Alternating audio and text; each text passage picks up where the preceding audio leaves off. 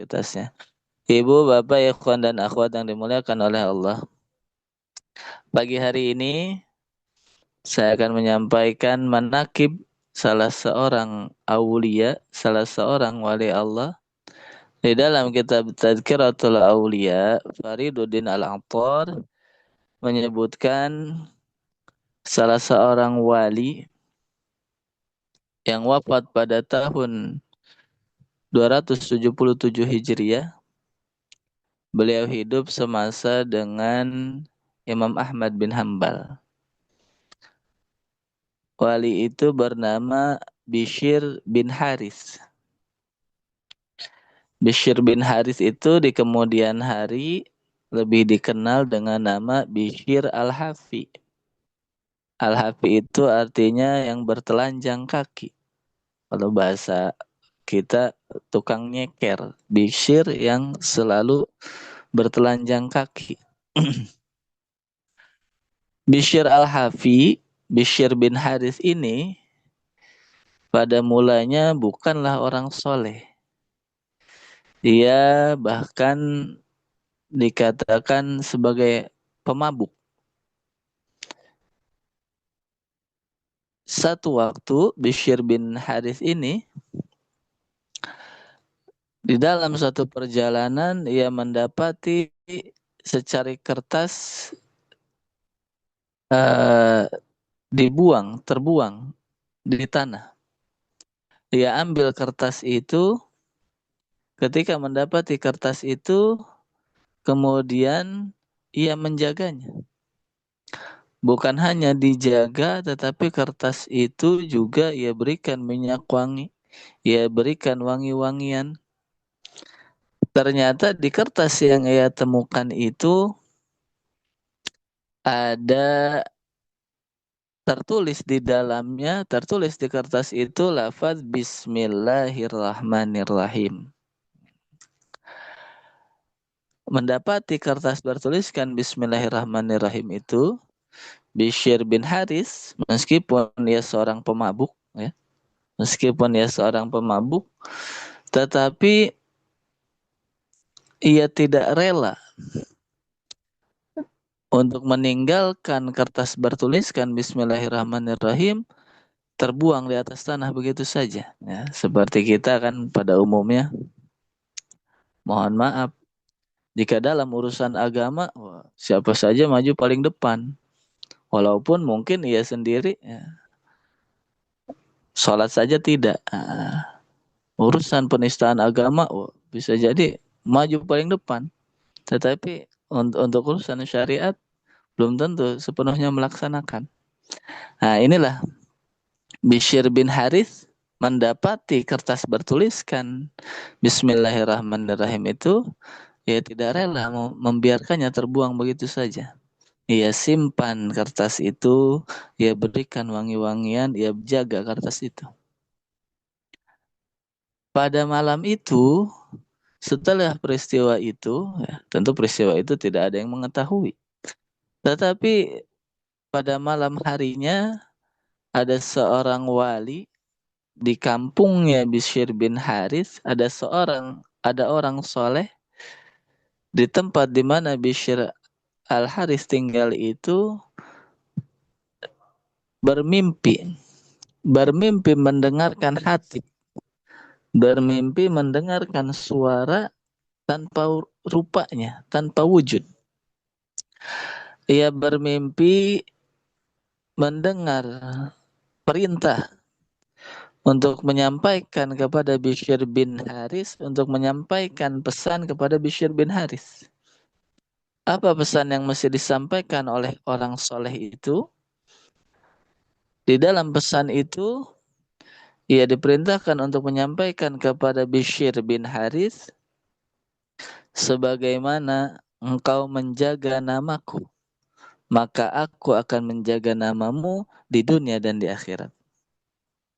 Sebagaimana engkau memuliakan namaku, maka aku akan memuliakan namamu di dunia dan di akhirat. Sebagaimana engkau mengharumkan namaku, maka aku akan mengharumkan namamu di dunia dan di akhirat. Sebagaimana engkau memuliakan namaku, maka aku akan memuliakan namamu di dunia dan di akhirat, dan seterusnya.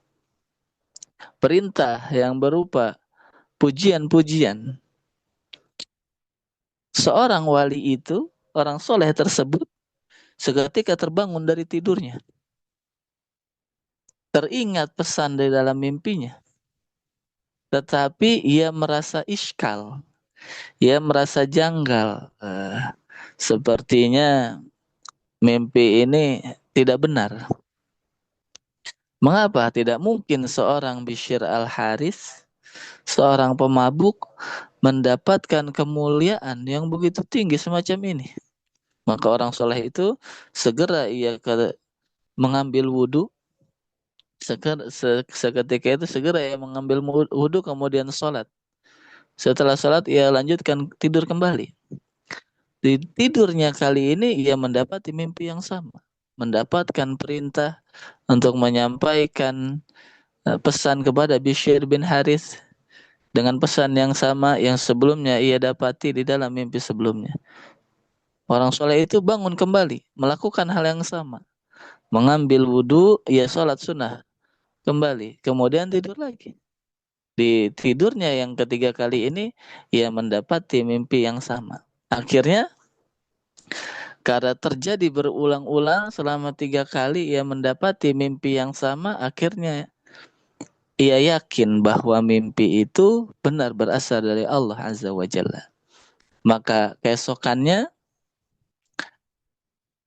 orang soleh tersebut bergegas ke rumahnya Bishr bin Haris, mencari Bishr bin Haris. Ketika ia datang ke rumahnya, ia tidak mendapati Bishr bin Haris ada di rumahnya. Ia mencari-cari, kemudian ada kabar bahwa Bishr bin Haris sedang ada di pesta minuman keras ya. Segera ia datang ke tempat itu. Ia sampaikan kepada Bishr bin Haris bahwa aku semalam bermimpi mendapatkan perintah untuk menyampaikan pesan kepada engkau. Pesan yang tadi sudah disampaikan. Sebagaimana engkau menjaga namaku, aku akan menjaga namamu di dunia dan di akhirat, dan seterusnya. Seketika itu datanglah hidayah Allah.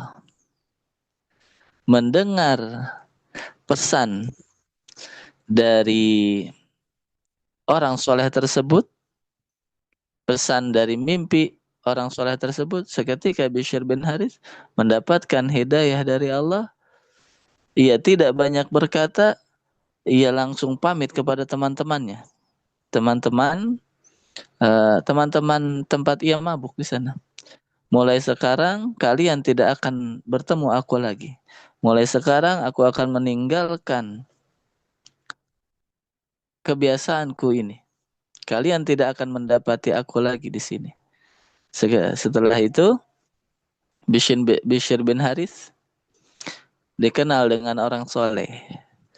Walaupun sebagian orang tentu tetap tidak bisa meninggalkan stigma buruk terhadap beliau, bahwa beliau itu adalah mantan pemabuk. Sehingga di kemudian hari Bishr bin Haris ini sering diriwayatkan bahwa sering didatangi oleh Imam Ahmad bin Hambal. Sering berkunjung Imam Ahmad bin Hambal kepada Bishr bin Haris. Yang oleh para murid-muridnya, murid-murid Imam Ahmad, merasa tidak senang, merasa tidak suka dengan kebiasaan gurunya mendatangi Bishr bin Haris. Mengapa engkau mendatangi mantan pemabuk? Mengapa engkau senang bergaul dengan mantan pemabuk? Tetapi kata Imam Ahmad bin Hambal, urusan ilmu aku lebih paham daripada dia. Tetapi urusan Allah dia lebih paham daripada aku. Nanti di akhir tentu kita mengambil pelajaran. Poin-poin yang bisa kita ambil pelajaran dari kisah ini. Di antara karamah Bishr bin Haris, Bishr al-Hafi, semasa hidupnya Bishr al-Hafi, karena ia tidak pernah menggunakan alas kaki tentu, sehingga disebut Al-Hafi. Semasa hidupnya tidak ada seekor hewan pun yang berani buang kotoran sembarangan. Mengapa? Ikraman wa ta'ziman. Karena mengetahui Bishr bin Harith pergi kemana-mana tidak pernah memakai alas kaki. Untuk menjaga dia supaya tidak menginjak kotoran. Sehingga riwayatnya di antara tanda wafatnya Bishr bin Harith adalah hewan-hewan ternak mulai buang kotoran di jalanan. Nah, seketika itu para orang-orang langsung beranggapan, wah sudah datang ajalnya Bishr al-Hafi. Seketika dikonfirmasi, dilihat ke rumahnya, dan benarlah Bishr al-Hafi telah wafat. Nah, Bapak Ibu ikhwan dan akhwat yang dimuliakan oleh Allah. Inilah kita banyak hikmah yang kita ambil dari kisahnya Bishr al-Hafi. Jika ada waktu di lain kesempatan kita akan bicara makalahnya, nasihatnya. Yang pertama, jika betapa mulianya asma Allah. Yang pertama, kemuliaan asma Allah. Allahumma bi asma'ikal husna yang kita gunakan untuk memohon. Itulah kita bertawasul, berwasilah kepadanya. Qulillah walillahil asmaul husna fad'uhu biha. Idza lam tarani falzam ismi fa inna ismi la yufariquni. Asma Allah itu sama mulianya dengan pemilik namanya.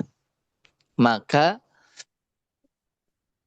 apabila orang yang menjaga asmanya, jika orang yang menjaga asmanya secara lahiriah mendapatkan kemuliaan yang begitu tinggi dari Allah Azza wa Jalla, apalagi dengan kita yang menjaga asmanya bukan hanya secara lahiriah, tetapi secara batinnya, secara rohaniah. Inilah makna hakiki daripada menjaga asma, bukan hanya sekedar seperti kisahnya Bishr bin Harith, disimpan asma itu, diletakkan di tempat yang suci, diberikan wangi-wangian dan lain sebagainya, tetapi hakikat menjaga asma Allah adalah dijaga asma itu di dalam hati kita. Di mana saja, sedang apa saja, dalam kondisi apa saja, kita jaga namanya dengan senantiasa ingat kepadanya. Jika Bishr bin Harith karena sebab menjaga asmanya secara lahiriah mendapatkan kemuliaan setinggi itu, apalagi dengan orang-orang yang menjaga asmanya secara hakiki di dalam tempat yang tidak pernah rusak, di dalam tempat yang paling mulia, itulah di dalam kolbu, di dalam ruh kita semua.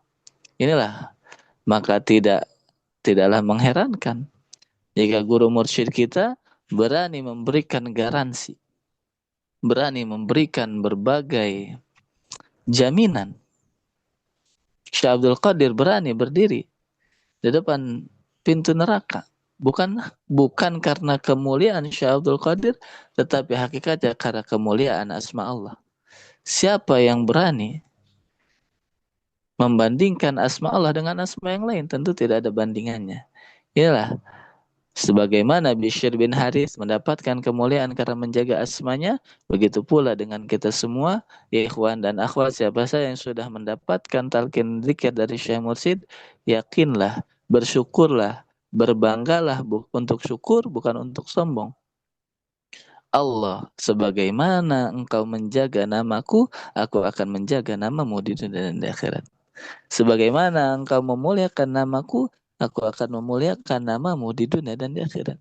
Sebagaimana engkau mengharumkan namaku, aku akan mengharumkan namamu di dunia dan di akhirat. Bapak Ibu ikhwan dan akhwat yang dimuliakan oleh Allah. Pelajaran yang lain yang kedua adalah kita tidak pernah tahu asbabul hidayah, sebab hidayah bagi seseorang. Bagaimana Bishr al-Hafi, beliau dengan kebiasaannya sebagai pemabuk, tetapi bisa berubah sedemikian derajat karena sebab satu peristiwa saja. Inilah Allah yahdi mayyasha. Karena sebab menjaga asma itu berubah nasibnya 180 derajat. Maka bisa kita kiaskan. Talqin zikir itu adalah untuk merubah nasib.